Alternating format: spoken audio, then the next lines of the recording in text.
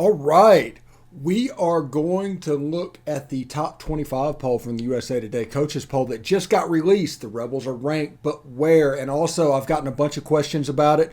We're going to look at the kicker on campus right now. We're going to talk Cruz Missiles right here on the Locked On Ole Miss podcast. You are Locked On Ole Miss, your daily podcast on the Ole Miss Rebels. Part of the Locked On Podcast Network. Your team every day.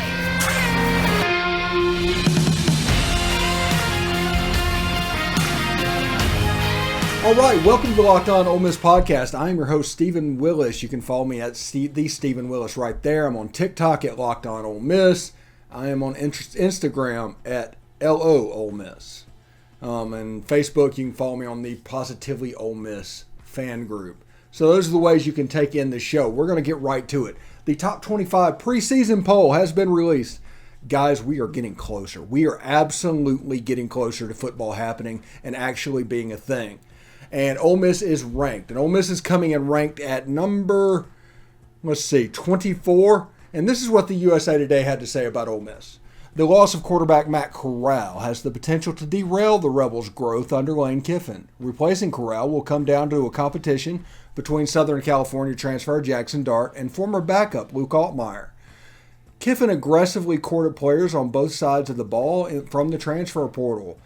Running back Zach Evans brings an elite threat to the running game, while Jalen Robinson will pair well with Jonathan Mingo. Troy Brown and Isheem Young should help on defense. So, honestly, that's not totally foreign. It's kind of a real milquetoast preview. But if I had to nitpick anything, it would be the Southern California transfer Jackson Dart and former backup Luke Altmaier. That description feels slanted and feels biased for whatever reason. But here's the top 25 poll. You got Bama number 1, Ohio State number 2, Georgia number 3, Clemson number 4, Notre Dame number... Why is Notre Dame up that high every year? Good grief, that's ridiculous. Michigan number 6, A&M number 7, or I should say 8 and 4 number 7. Utah number 8, OU number 9, Baylor number 10. We saw in the Sugar Bowl. It was a good team. Dave Aranda can coach. Oklahoma State 11, Oregon 12, NC State 13, Michigan State 14, USC 15, Pittsburgh 16, Miami 17. There's a lot of people getting the benefit of the doubt by their name. Texas 18, speaking of the devil. Wake 19, Wisconsin 20, Kentucky 21, Cincinnati 22, Arkansas 23, Ole Miss 24, and Houston 25.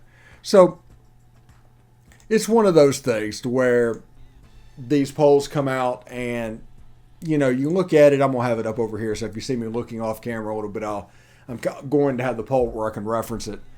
Now, when you look at what's going on in these polls, like I said, there's a lot of name recognition in this. Notre Dame, Michigan. Michigan has not settled on a quarterback yet.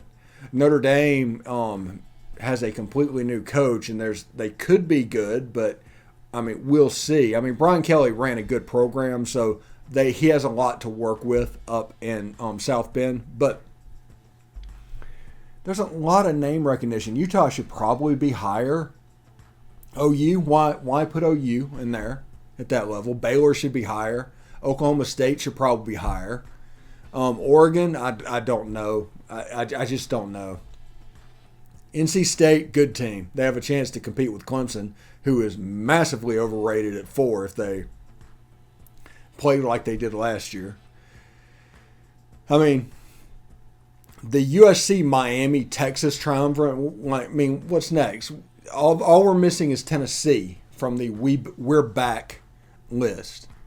Kentucky 21, I agree with that. Arkansas 23, I agree with that. Ole Miss 24. Now, when it comes to Ole Miss, this is what people needs to know.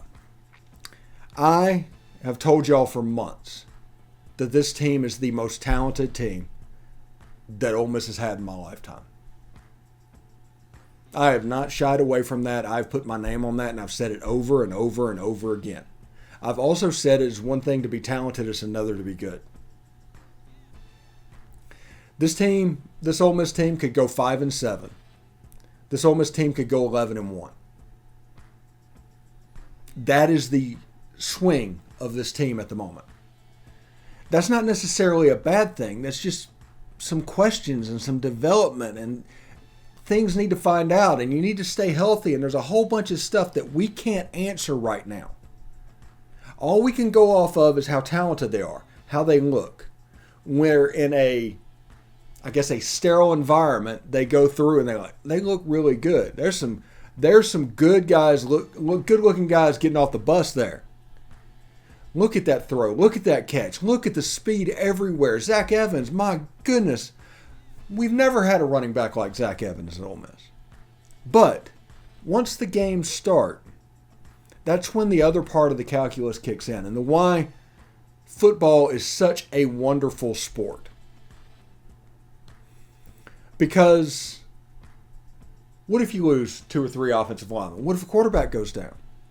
What if Zach Evans turns in? There's so many unknowns that could happen every play. There is 80 chances for something to go wrong for the offense every game. There's 80 chances for something to go wrong on the defense every game. And it's how you handle that determines whether you go 5-7 or 10-2 or 11-1. See, the people want football to be hard. They want it to be complicated. It's the same thing like what baseball does the thing. They want their sports to be complicated so that they only understand it. But football is an incredibly simple game. The stats, they might have 100 different stats and 100 different positions, but it's an incredibly simple game.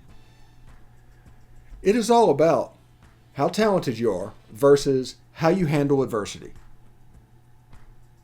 If you are talented and you handle adversity well, you're going to do well.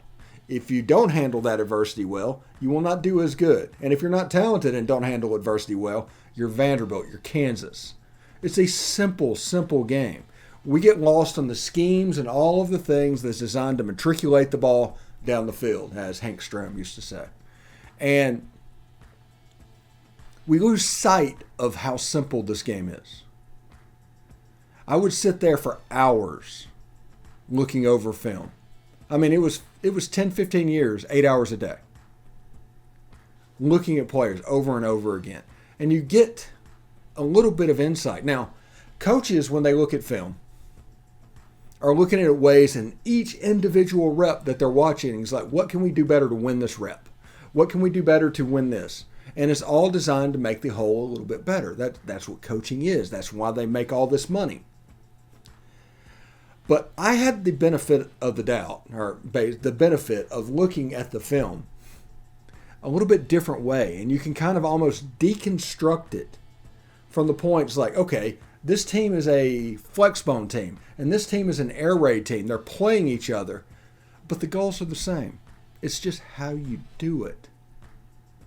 And watching that, you realize that people are such copycats in sports. If something works, they want to copy it. I'll give this example to you. Somebody will say, I want Ole Miss to be like Alabama. And that's like everything. And it's like, why? They have different athletic budgets, a different set of circumstances around it. Why would you want to try and pigeonhole Ole Miss into this this background of a program? Why would you want to do that? And their answer is always Alabama wins. And it's always a copy thing. And the biggest trouble that programs get into is whenever one coach leaves and you go and try and copy whatever's successful. Vanderbilt is a recent example of this. James Franklin and all that went on, and they won back-to-back 9-win season, and Vanderbilt football was kind of rolling. But James Franklin got out of town, went to Penn State. So they started looking. But instead of looking in the same way that they found James Franklin, they tried to replicate what David Shaw was doing out in Stanford, because Stanford was doing well. Oh, they're a smart school, and they're winning games, and never mind the fact they had Andrew Luck and those guys at quarterback. But let's try and copy them. So let's bring in Derek Mason, who's the defensive coordinator off that team. And all of the momentum from James Franklin was lost because of the system change that had to happen. And when that momentum was gone at Vanderbilt, it was gone. And then Derek Mason was like, maybe we can get to 6 wins this year. And then you go to Clark Lee, and it's another system change. And at Vandy, that's just killer. You almost have to give Clark Lee like 6 or 7 years to get all of this fixed, to get different, because it's different type players that do his stuff than did Derek Mason's. So, man, I went off on a rant there. I understand that. But the point is, I kind of agree where Ole Miss is. I think that Ole Miss has done a good job of bringing in players that match their scheme and what they're doing, but they haven't done it. It's all been in a sterile environment, and it's important to keep that under consideration because, honestly, I'd rather them be there than ranked 9th, honestly, with this team. The way I feel. And I'm as confident as you can be. I ooze confidence about this team moving forward. But I'm okay with them being at 24 preseason. Tell me what you think down in the comments below. What do you think about this team's ranking in the preseason? Give me your thoughts and tell me what's going on. Now, let's see. All right. I want to tell you a little bit about LinkedIn Talent Solutions. As you gear up for fall, you need the right people on your team to help with your small business and help them fire on all cylinders. LinkedIn Jobs is here to make it easier to find the people that want to help you talk faster and for free. Create free job posts in minutes on LinkedIn to reach your network and beyond on the world's largest professional network at over 810 million people. That's 10% of the Earth's population. That's a lot of people. Then add your job and the purple hashtag hiring frame to your LinkedIn profile to spread the word that you're hiring so your network can help you find the right people. Simple tools like screening questions make it easy to focus on the candidates with just the right skills and experience so you can quickly prioritize who you'd like to interview and hire. It is why small businesses rank LinkedIn Jobs number 1 at delivering quality hires versus leading competitors. So here's what we need you to do. Anyway, LinkedIn Jobs helps you find the candidates you want to talk to faster. But did you know that every week nearly 40 million job seekers visit LinkedIn? Post your job for free at linkedin.com/lockedoncollege. That's linkedin.com/lockedoncollege to post your job for free. Terms and conditions apply. All right. Thanks for making the Locked On Ole Miss podcast your first listen every day. We are free and available wherever you get your podcast. I've had a couple of questions in the chat and the comment section over the last couple of weeks, and I figured I would give this a segment because I think it's important, and nobody talks about this for whatever reason. I think it's just because kickers are not a sexy subject, and the Caden Costa situation is weird. We can all agree that this situation is weird for whatever reason. And whatever Caden's going to do, he's going to get it taken care of before the Mississippi State game. But in the meantime, they brought in a graduate transfer. His name is Jonathan Cruz from Charlotte. This is a kicker and punter index ranking of kickers in the country. You can see Caden Costa coming in at 8. But Jonathan Cruz in it too. He has a 57-yard game winner to his credit. His kicks are referred to as Cruz Missiles. He's a very good kicker, guys. And it's not something that we really want to, poo-poo. But he's a good player. Now, Frazier Mason, who is in for the punting thing, I do not know. He's completely show-me to me. He was signed in December. So he's been through spring, he's been through fall, and they have not brought in any transfer punter. So he's obviously doing a decent enough job. But he's an Aussie guy. Real similar to the way Will Gleason was, and they will use that to their advantage. I do not know if that means they're going to rugby punt some.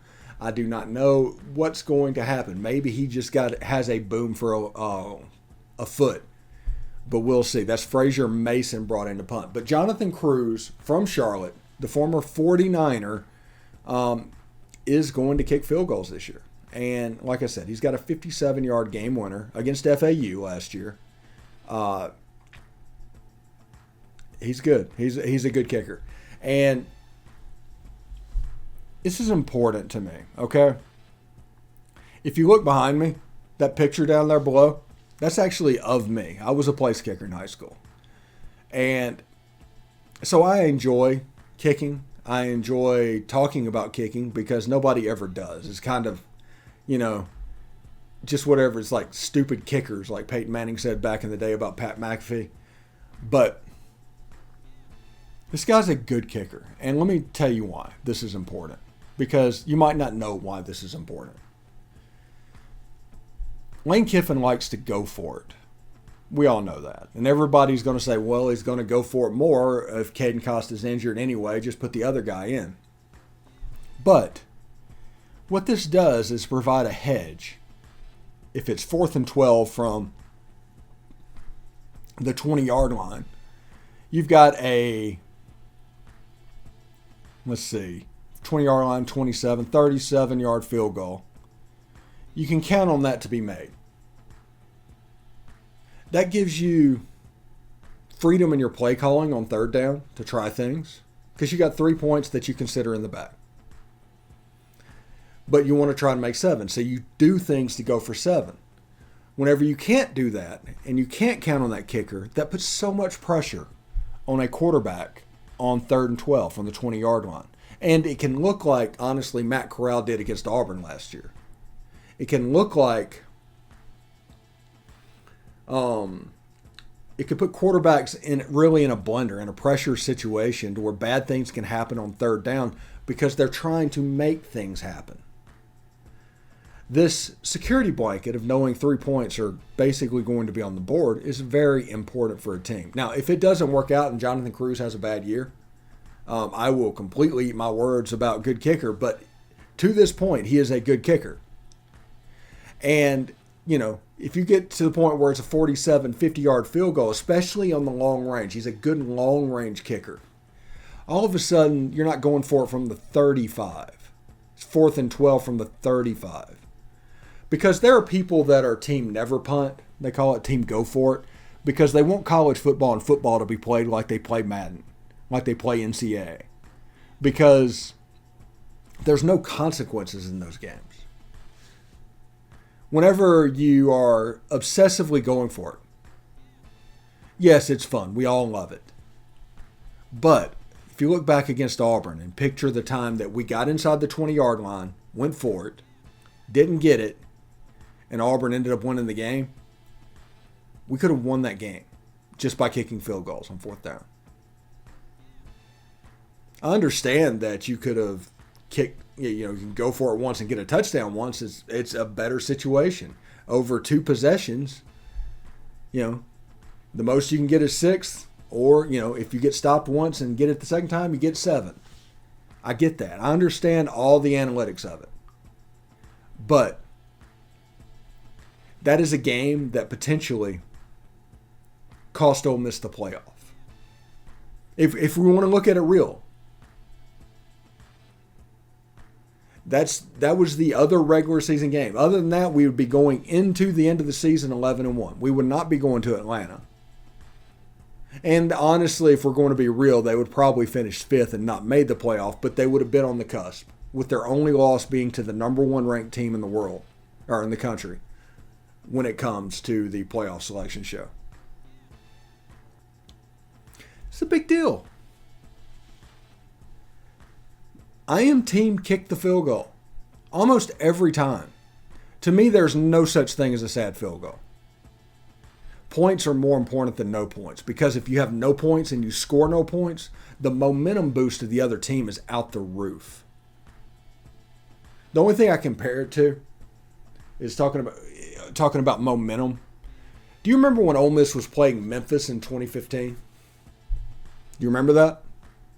Do you remember them going for it on 4th down and trying a gimmick play with Robert Kimdichie and it getting stopped and Robert getting hurt?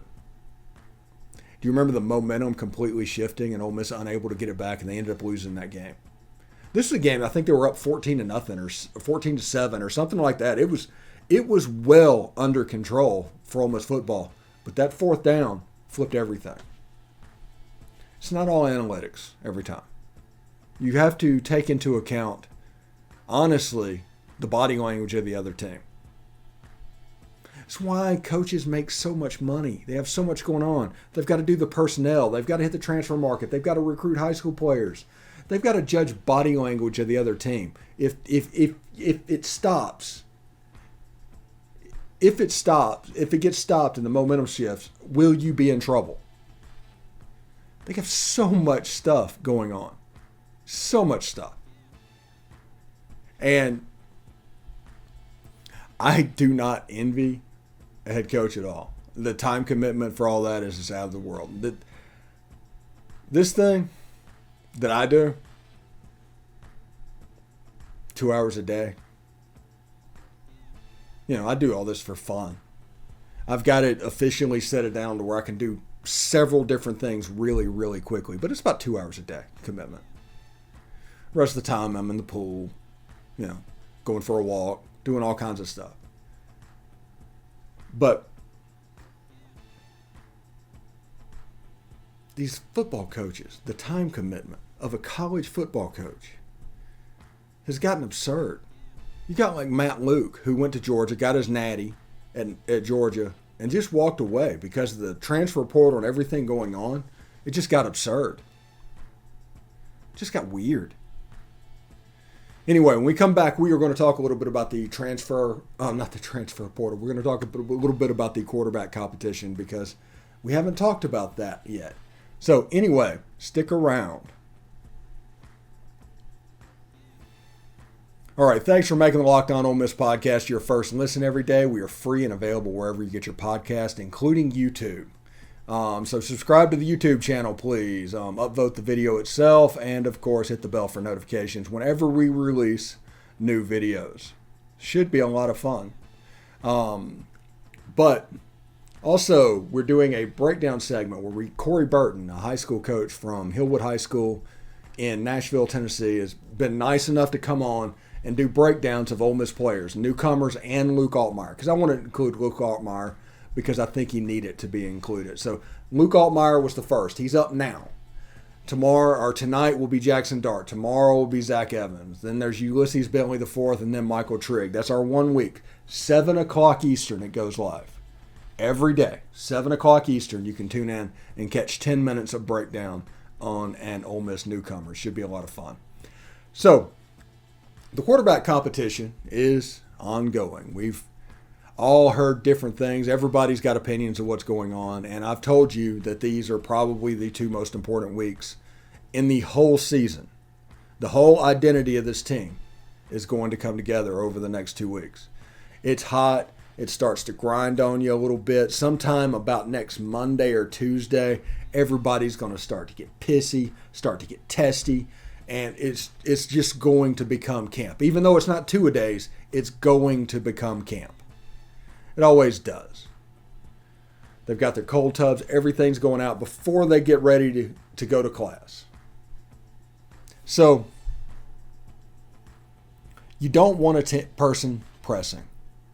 You don't want a person overly relaxed. You want them in that happy medium. That little gray area right there in the center. You don't want anybody to feel comfortable because, Jurgen Klinnsman used to be the coach of the U.S. men's national team. You may or may not know that, but that's not important. But he used to have a phrase about U.S. players playing in Europe. Is get out of your comfort zone. Get out of your comfort zone. And that is really interesting in this quarterback competition to think about. Because for Luke Altmaier to get out of his comfort zone, he needs to take chances. He needs to open up the offense. He needs to go and do the things that's going to help him develop. Because honestly, as a quarterback develops, all the stuff that he needs to find out, he's going to find out. He's on a natural progression in towards becoming a really good quarterback. I think Eli was like 16 of 33 for 140 yards and interception as a redshirt freshman. That was as a redshirt freshman. Luke had better numbers as a true freshman. So let's not necessarily judge a quarterback based off of one extended performance. I tell people all the time, root for a quarterback to clearly win the job. Do not root for a particular quarterback. That is that is Steve basically preaching today. Because we don't know what's going to happen in this competition. If they were worried about information getting out about the quarterback competition, nobody would be allowed in. They have this on a leash. They're not talking about anything.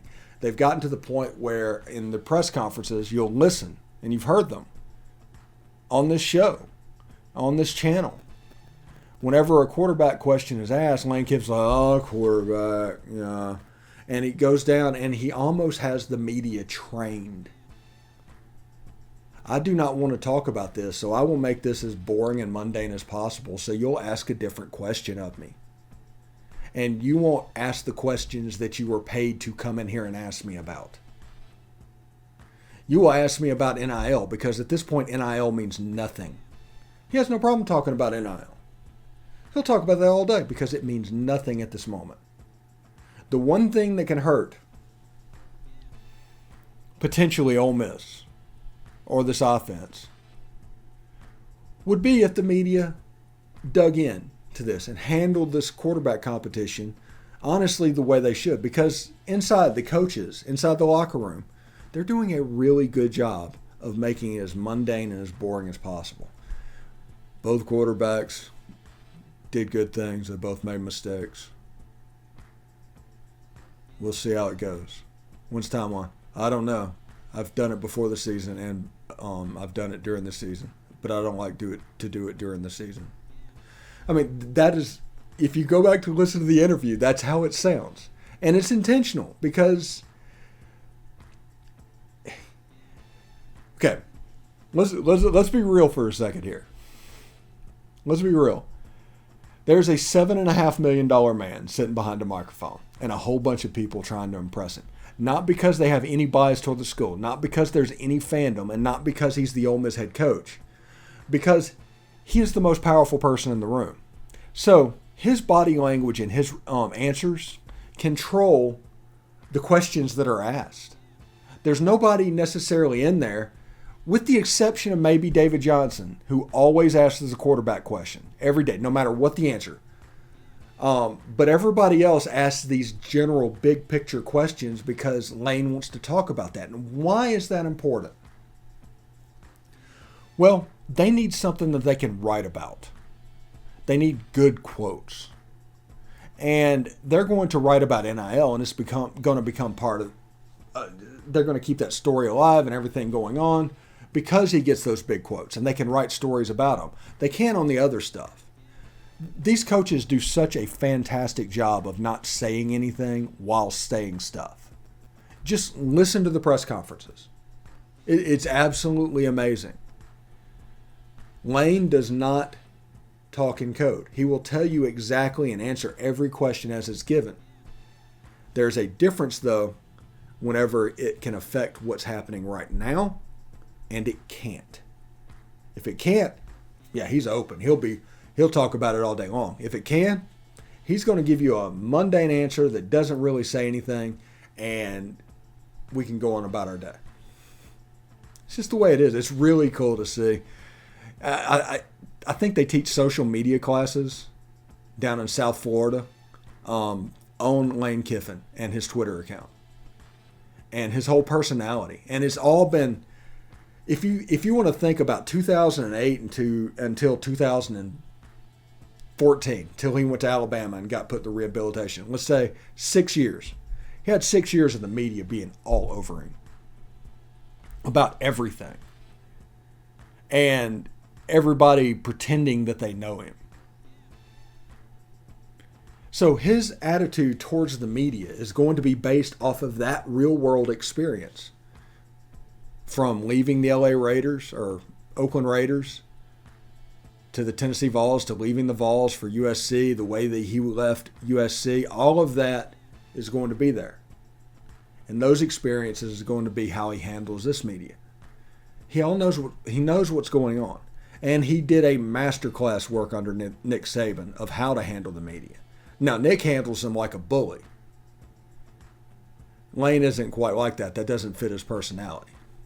But he has figured out pointers and steps that he can handle along the way. It's pretty cool. Anyway, I want to thank everybody for tuning into the show today. We talked a little kickers. We got the kickers involved. It's awesome.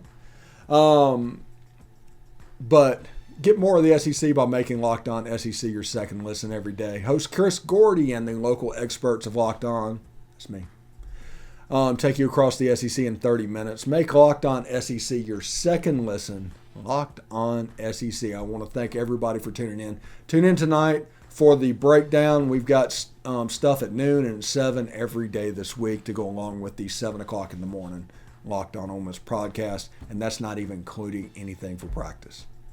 It's going to be a cool week. So anyway, everybody have fun, and I will see you tomorrow. Peace.